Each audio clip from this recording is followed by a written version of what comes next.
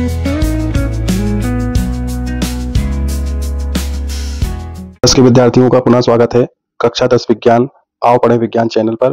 तो आज हम यहाँ पर आपको कक्षा 10 विज्ञान के जो पूर्व में आपको टॉपिक पढ़ाए जा रहे थे, उसी क्रम में जो प्रकाश एवं परावर्तन पाठ था, उसमें जो टॉपिक शेष रह गया था, आज हम पढ़ेंगे उस टॉपिक के बारे में जिसका कि नाम है लेंस। तो आज हम यहाँ सीखेंगे कि लेंस क्या होता है, लेंस के क्या प्रकार होते हैं और इसकी परिभाषाएं, और लेंस से संबंधित कुछ परिभाषाएं जो परीक्षा की दृष्टि से काफ़ी महत्वपूर्ण होती हैं, तो उन सभी को हम देखेंगे और इस वीडियो में।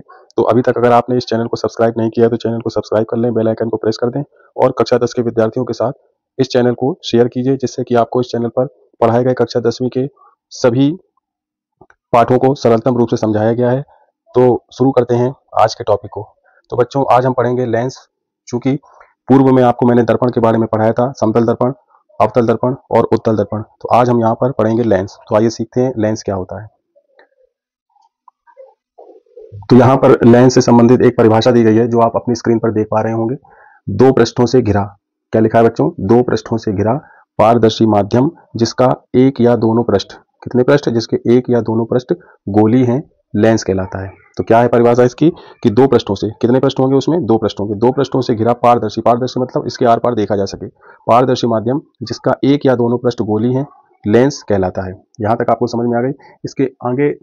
इसके आगे आपको पूरी परिभाषा और भी इसमें दी गई है। आप देखिए, जब दोनों पृष्ठ गोली होते हैं, कैसे होते हैं? जब दोनों पृष्ठ अगर गोली होते हैं तो उसे गोलीय लेंस कहते हैं। अगर परीक्षा में आ जाता है कि गोलीय लेंस किसे कहते हैं, तो आप अपने लिखेंगे कि ऐसा लेंस जिसके दोनों पृष्ठ गोली होते हैं, गोलीय लेंस कहलाता है। और अगर लेंस किसे कहते हैं तो आप लिखेंगे दो पृष्ठों से घिरा पारदर्शी माध्यम जिसका एक या दोनों पृष्ठ गोली होते हैं, लेंस कहलाता है। तो ये इंपॉर्टेंट है, परीक्षा में 2 नंबर में पूछी जा सकती है कि लेंस या गोली लेंस किसे कहते हैं। अब आगे देखते हैं हम लोग इसके। आप देखें कि गोली लेंस के क्या प्रकार होते हैं। तो आइए जानते हैं इसका पहला प्रकार, उसके बारे में। तो ये दिया हुआ है पहला प्रकार, जिसको बोलते हैं उत्तल लेंस। जैसे पूर्व में आपने दर्पणों के बारे में पढ़ा था, उत्तल दर्पण और अवतल दर्पण, उसी प्रकार से यहाँ पर लेंस है, उत्तल लेंस, जिसको अंग्रेजी में बोलते हैं कॉन्वेक्स लेंस। ये क्या होता है, इसकी बहुत ही सरल परिभाषा आपकी स्क्रीन पर आप देख पा रहे हैं। यह लेंस बीच में मोटा होता है तथा किनारों पर पतला होता है। क्या होता है बच्चों? बीच में मोटा होता है और किनारों पर पतला होता है। अर्थात जब इसको आप हाथ में लेकर छुएंगे तो आपको ये बीच में मोटा सा दिखाई देगा स्पर्श करने पर, और किनारों पर यह पतला दिखाई देगा। अर्थात इसकी दोनों सतहें बाहर की ओर उभरी हुई होती है। उभरी का मतलब उठी हुई होती है। जैसे आपने चम्मच को देखा होगा तो चम्मच का जो उल्टा साइड होता है वो उभरा हुआ होता है। तो उसी प्रकार से ये जो लेंस होता है उसकी जो बीच वाली सतह होती है वो उभरी हुई होती है और किनारे की सतह जो होती हैं वो पतली होती हैं। अर्थात इसे अभिसारी लेंस के नाम से भी जानते हैं। किस नाम से जानते हैं बच्चों? अभिसारी लेंस। अब ये अभिसारी लेंस का मतलब क्या होता है कि ये जो लेंस है ये प्रकाश किरणों को एक बिंदु पर एकत्रित कर देता है। क्या कर देता है? एक बिंदु पर एकत्रित करने का काम करता है। तो इसलिए इस लेंस को हम लोग अभिसारी लेंस के नाम से जानते हैं। इसके पश्चात जो दूसरा लेंस है बच्चों, वो देखिए आप, इसका नाम है अवतल लेंस। क्या नाम है? अवतल लेंस। इसको अंग्रेजी में कॉनकेव लेंस के नाम से जानते हैं। इस लेंस की परिभाषा देखिए, यह बीच में पतला तथा किनारों पर मोटा होता है। इसमें आपने क्या पढ़ा था कि यह बीच में मोटा तथा किनारों पर पतला होता है, लेकिन जो अवतल लेंस होता है ये इसका उल्टा है, यह बीच में पतला तथा किनारों पर मोटा होता है। तो आपको जस्ट विपरीत इसकी परिभाषा है उत्तल लेंस के। और आगे देखें, अर्थात इसकी दोनों सतहें अंदर की ओर दबी रहती हैं। कैसी रहती हैं? अंदर की ओर दबी रहती हैं। तो इसे हम एक अन्य नाम से भी जानते हैं, जिसको हम अपसारी लेंस के नाम से भी जानते हैं। अपसारी लेंस में मतलब ये रहता है कि जो भी प्रकाश किरणें इस लेंस से होकर जाएंगी तो वह प्रकाश किरणों को ये फैला देता है, और जो उत्तल लेंस है वो प्रकाश किरणों को सिकोड़ देता है, यानी एक जगह पर एकत्रित करता है, और जो अपसारी लेंस है ये प्रकाश किरणों को फैला देता है। ये दोनों में अंतर होता है। अब मैं आपको इन दोनों लेंस की जो लेंस किस प्रकार से होते हैं वह मैं आपके सामने इन दोनों लेंसों को दिखाने का प्रयास करूंगा। तो बच्चों, ये हमारे पास एक लेंस है और ये भी हमारे पास एक दूसरा लेंस है। तो ये जो मैंने आपको बताया ये एक प्रकार का गोलीय लेंस होता है। जैसे मैंने आपको शुरू में बताया था कि ये एक प्रकार का क्या होता है? गोलीय लेंस होता है, जिसमें आपने देखा होगा। तो ये पारदर्शी है। देखिए, आपको स्क्रीन पर आप देख पा रहे होंगे, इस कांच में से नीचे के अक्षर आपको दिखाई दे रहे होंगे, और ये दूसरे प्रकार का है, इसमें से भी आपको नीचे अक्षर दिखाई दे रहे हैं। तो ये पारदर्शी हो गया, जिसके आर पार देखा जा सके। अब इसमें जो पहला वाला लेंस है ये है उत्तल लेंस। तो मैं आपको इसमें दिखाने का प्रयास करूंगा कि ये जो मैं पकड़े हुए हूँ, तो ये बीच में मोटा है और ये किनारों पर, यहाँ पर ये जो किनारे हैं यहाँ पर पतला है, और ये जो बीच है यहाँ पर ये मोटा है। मैं आपको दिखाने का प्रयास कर रहा हूँ, अगर आपको समझ में आए तो ये देखिए बीच में मोटा है, किनारों पर पतला है। इस प्रकार से ये है उत्तल लेंस। और इस प्रकार एक दूसरा लेंस है, ये जो बीच में पतला होता है और किनारों पर मोटा होता है। मैं आपको कैमरे के माध्यम से दिखाने का प्रयास करूंगा, अगर आपको दिख रहा हो तो ये देखिए, ये इस प्रकार से ये बीच में दबा हुआ है और ये किनारों पर मोटा है। तो इसमें ये अंतर होता है इन दोनों लेंसों में। ये है आपका उत्तल लेंस और ये है आपका अवतल लेंस। तो ये देखिए, ये बीच में उभरा हुआ है और ये बीच में दबा हुआ है। तो ये आपको अपने स्कूल में, आपके जो लैब में जो भी प्रयोग कराते हैं शिक्षक या शिक्षिकाएं, उनसे जब आप पूछेंगे लेंस के बारे में तो आपको वो बिल्कुल बताएंगे कि किस प्रकार से आपको छूने में ये समझ में आते हैं, बीच में मोटा और किनारों पर पतला, और अवतल लेंस किनारों पर मोटा और बीच में पतला होता है।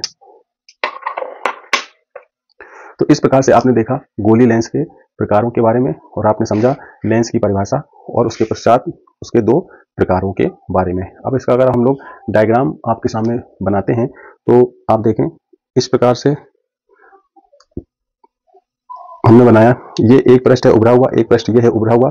तो इस प्रकार से ये मैंने बनाया एक प्रकार का उत्तल लेंस, जिसका एक पृष्ठ या दोनों पृष्ठ कैसे होते हैं, गोली होते हैं, तो इसलिए हम लोग लेंस के नाम से जानते हैं। इसकी ये वाली जो सतह है, जैसे ये ए और ये बी, ये उभरी, ये बी मोटी सतह होती है, और ये जो ये वाली सतह होती है, ये सतह इसकी पतली होती है, और ये जो बीच वाली होती है ये इसकी मोटी सतह होती है। तो ये किस प्रकार का लेंस है बच्चों, उत्तल लेंस। जब आप अपने पुस्तक में लेंस से संबंधित चित्र बनाएंगे तो आपको इस टाइप से उत्तल लेंस बनाना होगा। इसके विपरीत जो अवतल लेंस होता है उसका कुछ डायग्राम इस टाइप से बनेगा। तो इसमें ये जो इसकी ये वाली सतह है, ये वाली, जैसे ये सी हो गई, ये डी हो गई, तो ये वाली सतह पतली होती हैं और ये वाली सतह इसकी मोटी होती है। तो इस प्रकार से आपने देखा, ये था अवतल लेंस का चित्र। अभी मैंने आपको दो लेंस बताए थे, ये है उत्तल लेंस, तो इसको अपन यहाँ रखेंगे, और ये है आपका अवतल लेंस, इसको अपन यहाँ रखेंगे। तो इस प्रकार से ये दो लेंस हैं, एक उत्तल और एक अवतल।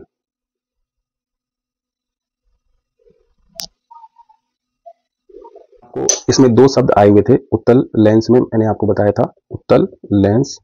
इसमें मैंने आपको एक शब्द के बारे में परिचित कराया था, अभिसारी लेंस क्यों कहते हैं। तो अभिसारी लेंस, तो इसको अभिसारी लेंस इसलिए कहते हैं, उत्तल लेंस को अभिसारी लेंस इसलिए कहते हैं कि ये प्रकाश किरणों को एक जगह एकत्रित कर देता है। किस प्रकार से, जैसे मैंने यहाँ पर एक अवतल लेंस का चित्र बनाता हूँ, और अवतल लेंस का चित्र बनाने के पश्चात ये इसका प्रकाश केंद्र हो गया। जैसे आप दर्पण में आपने कुछ बिंदुओं की परिभाषाएं आपने याद की थी, और इसमें जब यहाँ से एक समांतर किरणें मैं यहाँ से भेजता हूँ, इस प्रकार से एक किरणें और भेजी,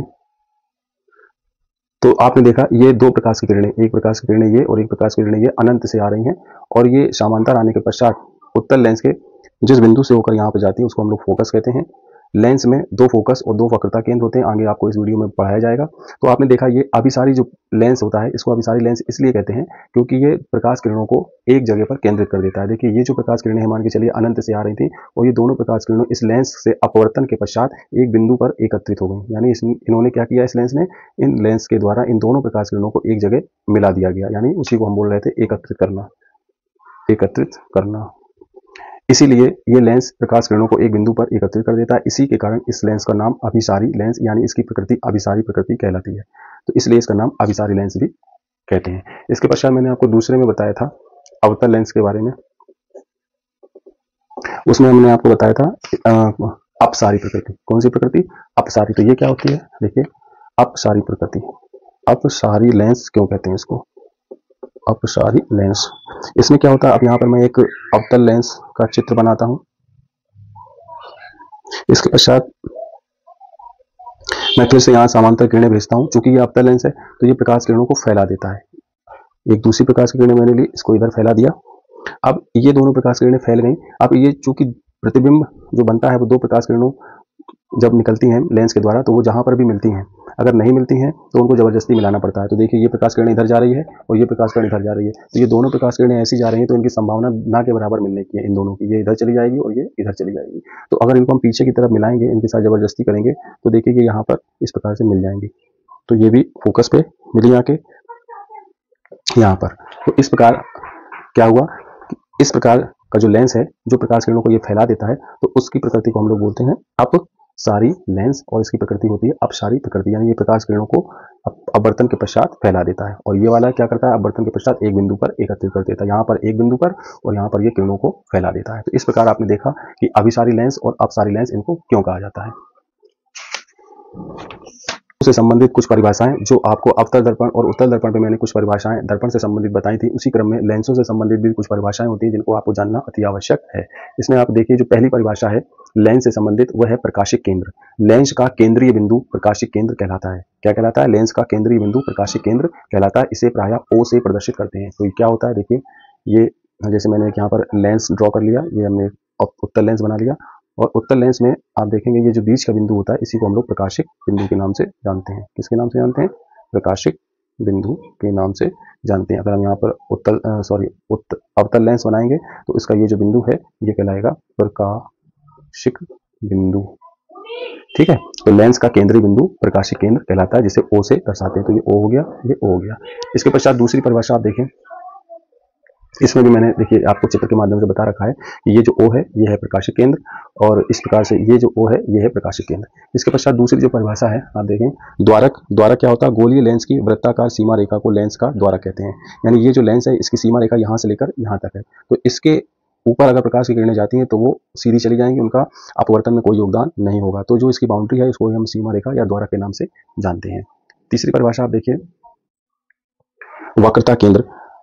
जैसे मैंने आपको पूर्व में दर्पण के बारे में भी बताया था वक्रता केंद्र, जैसे इसमें भी वक्रता केंद्र होता है। गोलीय लेंस जिस गोले का भाग है उसके केंद्र को वक्रता केंद्र कहते हैं। चूंकि लेंस में दो पृष्ठ होते हैं इस कारण इसमें दो वक्रता केंद्र C1 व C2 होंगे। देखिए यहाँ पर चित्र बना हुआ है, आप देखें जैसे ये उत्तल लेंस है, ये गोले का भाग है, और ये इसका दूसरा पृष्ठ है, ये भी एक गोले का भाग है। चूंकि इसमें दो पृष्ठ हैं तो यहाँ पर इस पृष्ठ का ये गोले का भाग है, और ये वाला ये जो पृष्ठ है वो इस गोले का भाग है। तो इस गोलीय लेंस जिस गोले का भाग होता है तो ये इसका भाग है, तो इसका जो केंद्र होगा इसका जो केंद्र होगा ये वक्रता केंद्र कहलाता है, और इस गोले का जो केंद्र होगा ये वक्रता केंद्र हो गया। गोले का केंद्र वक्रता केंद्र कहलाता है। तो इस तरफ वाले को C1 और इस तरफ वाले को C2 के नाम से जानते हैं, जो इसमें लिखा हुआ है C1 और C2। इसके पश्चात नेक्स्ट परिभाषा आप देखें मुख्य अक्ष। लेंस के दोनों वक्रता केंद्रों को मिलाने वाली रेखा मुख्य अक्ष कहलाती है। तो इस प्रकार आपने देखा इस चित्र में ये दो लेंस हैं, इनको बीच में से जो ये लाइन खींची गई है दोनों लेंस को प्रकाशिक केंद्र से होकर जो जा रही है, यानी C1 और C2 को मिलाने वाली सीधी रेखा को हम लोग मुख्य अक्ष कहते हैं। इसके पश्चात नेक्स्ट परिभाषा देखिए वक्रता त्रिज्या।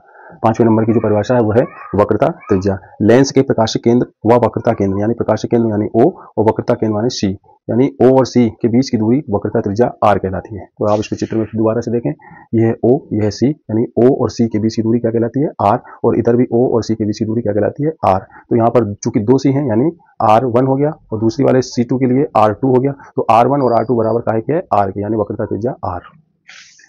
इसके पश्चात अगला देखिए आप जो इंपॉर्टेंट परिभाषा है मुख्य फोकस की।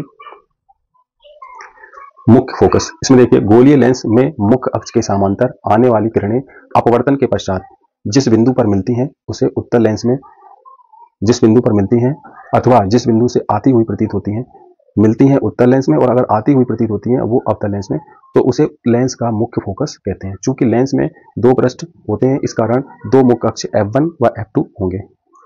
देखिए इस चित्र के माध्यम में आपको बताने का प्रयास करता हूं।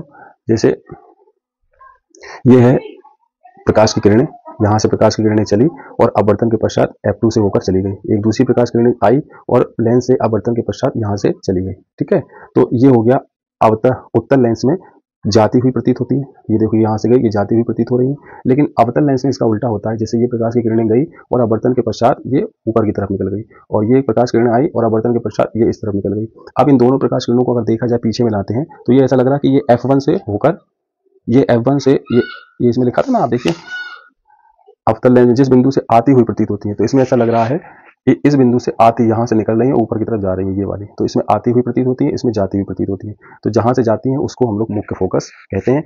उत्तल लेंस में जाती हुई जिस स्थान से जाती है टकराने के पश्चात उसको मुख्य फोकस का F2 कहते हैं, और इसमें F1 के नाम से जानते हैं। तो इस प्रकार से आपने देखा कि पहली परिभाषा थी प्रकाशिक केंद्र, दूसरी थी द्वारक, तीसरी थी आपकी वक्रता केंद्र, चौथी थी आपका मुख्य अक्ष, पांचवी थी आपकी वक्रता त्रिज्या, और छठवीं थी आपका छठवीं परिभाषा जो थी वो थी आपकी मुख्य अक्ष के मुख्य फोकस के नाम से। अब इसके पश्चात अगली जो परिभाषा आप देखेंगे वो है आखिरी परिभाषा फोकस दूरी की। तो सातवीं परिभाषा है फोकस दूरी। लेंस के प्रकाशिक केंद्र यानी O से मुख्य फोकस यानी F तक की दूरी को फोकस दूरी कहते हैं, इसे स्मॉल f से दर्शाते हैं। यानी ये जो आपका एक लेंस था, इसमें ये मुख्य अक्ष थी, ये प्रकाशिक केंद्र था, यहाँ हम लोगों ने F1 बनाया था, तो ये F और ये O, इसके बीच की दूरी स्मॉल f के नाम से जानते हैं, जिसको हम लोग फोकस दूरी कहते हैं। तो इस प्रकार से आपने 7 परिभाषाओं के बारे में जानकारी प्राप्त की। तो ये परिभाषाएं परीक्षा में 1 या 2 नंबर में या 3 नंबर में पूछी जा सकती हैं, तो आपको इन परिभाषाओं के बारे में जानकारी होना चाहिए।